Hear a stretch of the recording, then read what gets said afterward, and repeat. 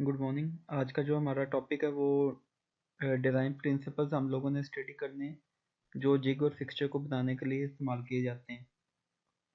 तो सबसे पहला जो प्रिंसिपल है जो हम डिज़ाइनिंग करते हुए माइंड में रखते हैं वो ये कि जो मटेरियल हम लोग यूज़ करें वो रिजिड हो। ठीक है, रिजिड का मतलब ये है कि वो स्टिफ हो, ठोस हो मटेरियल।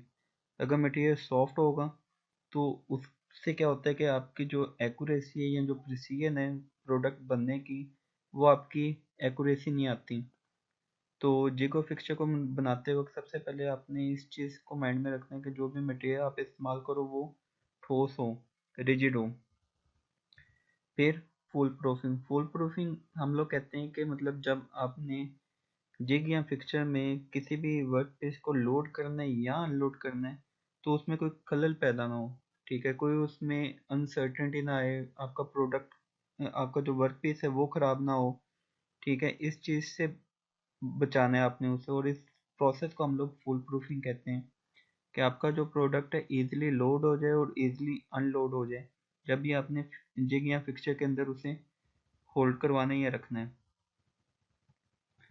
उसके बाद है क्लियरेंस। क्लियरेंस बहुत लाजमी होती है जिको फिक्सचर को डिज़ाइन करते वक्त। और क्लियरेंस हम लोग क्यों देते हैं, ताकि जब भी आपका प्रोडक्ट बनना है तो उसमें थोड़ा सा आपके पास एक वेरिएशन हो। ठीक है, और वेरिएशन आपको क्यों चाहिए होती है, जब कास्टिंग या फोर्जिंग हो के पार्ट आपको मिलते हैं तो आपके पार्ट में थोड़ी सी या तो सिकुड़ते हैं या एक्सपेंड होते हैं। ठीक है, मशीनिंग के दौरान या जब कास्टिंग से निकला तो सिकुड़ेगा थोड़ा सा। ठीक है, तो आपको थोड़ा सा एक क्लियरेंस गैप चाहिए होता है, तो इसलिए आप लोग क्लियरेंस प्रोवाइड करते हो जिग और फिक्सचर को तैयार करते वक्त।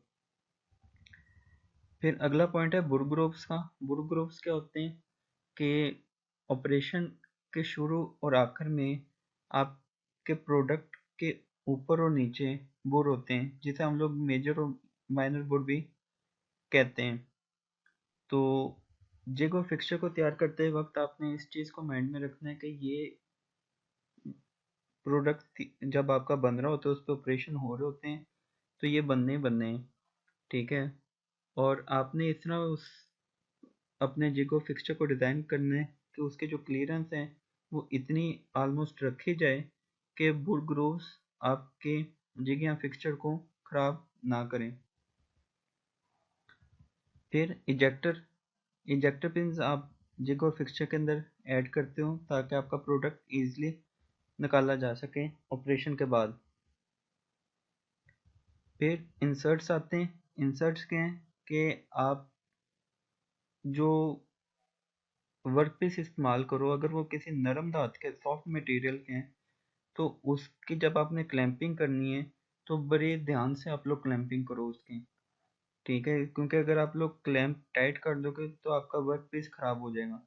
तो इससे हम लोग इंसर्ट्स के नाम से नोट करते हैं, वर्क पीस का जिग या फिक्सचर के अंदर डालना।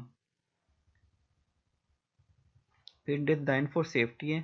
ये बहुत इंपॉर्टेंट एक डिज़ाइन प्रिंसिपल है हमारा।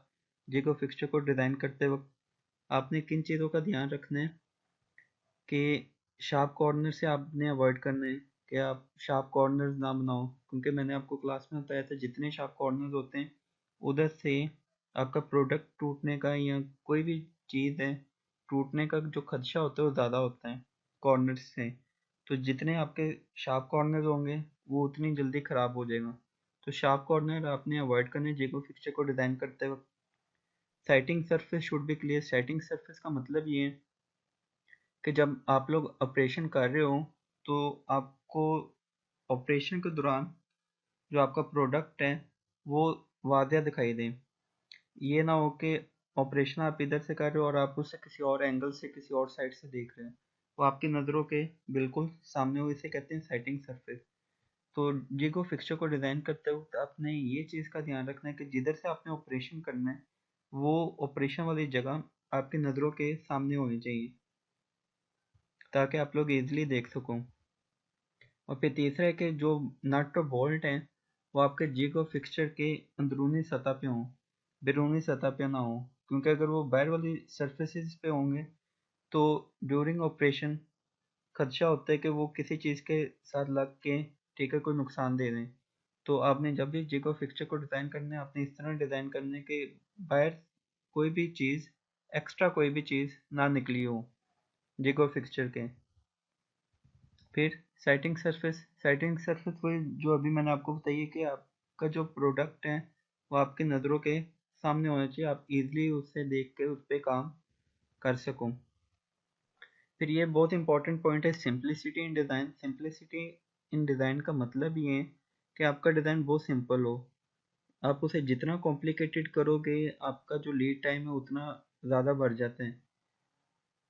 टूल एंड मोल्ड में आपको मैंने बताया था कि हमने किस चीज़ पे फोकस करना है, प्रोडक्शन पे। प्रोडक्शन हमने ज़्यादा से ज़्यादा करनी है, और ज़्यादा कब होती है, जब हम एक प्रोडक्ट को बनाने के लिए टाइम कम इस्तेमाल करते हैं। तो अगर आपका डिज़ाइन कॉम्प्लेक्स है तो उससे क्या होगा कि आप जब वर्क पेज को लोड करोगे या अनलोड करोगे तो आपको टाइम लगेगा।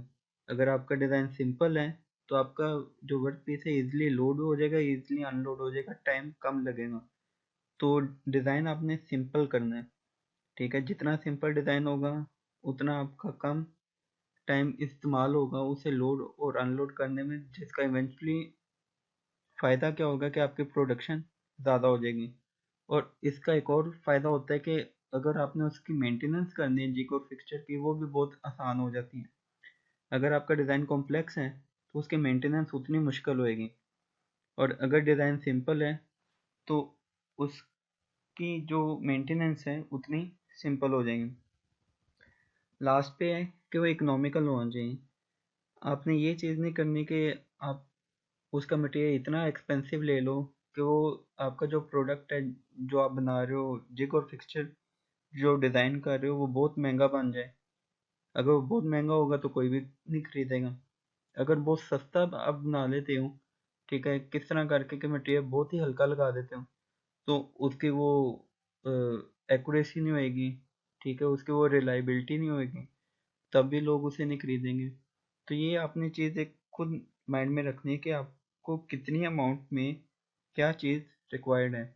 तो जो इकोनॉमिकल एस्पेक्ट्स हैं वो भी आप लोगों ने माइंड में रखने होते हैं कि आपने किस लेवल का प्रोडक्ट बनाना है, उसके लिए कौन सा मटेरियल इस्तेमाल होगा, ठीक है, किन लोगों के लिए आप मटेरियल ये प्रोडक्ट बना रहे हो, ठीक है, ये प्रोडक्ट किस मकसद के लिए यूज़ होना है, आपको एक्यूरेसी कितनी चाहिए, ठीक है, वो सारी चीज़ें इकोनॉमिक्स में आती हैं। और इस चीज़ का आपने ध्यान रखना है कि आपका प्रोडक्ट इकोनॉमिकल हो।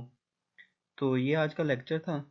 इसके रेलिवेंट जो असाइनमेंट है वो मैं आपको शेयर कर देता हूँ अभी।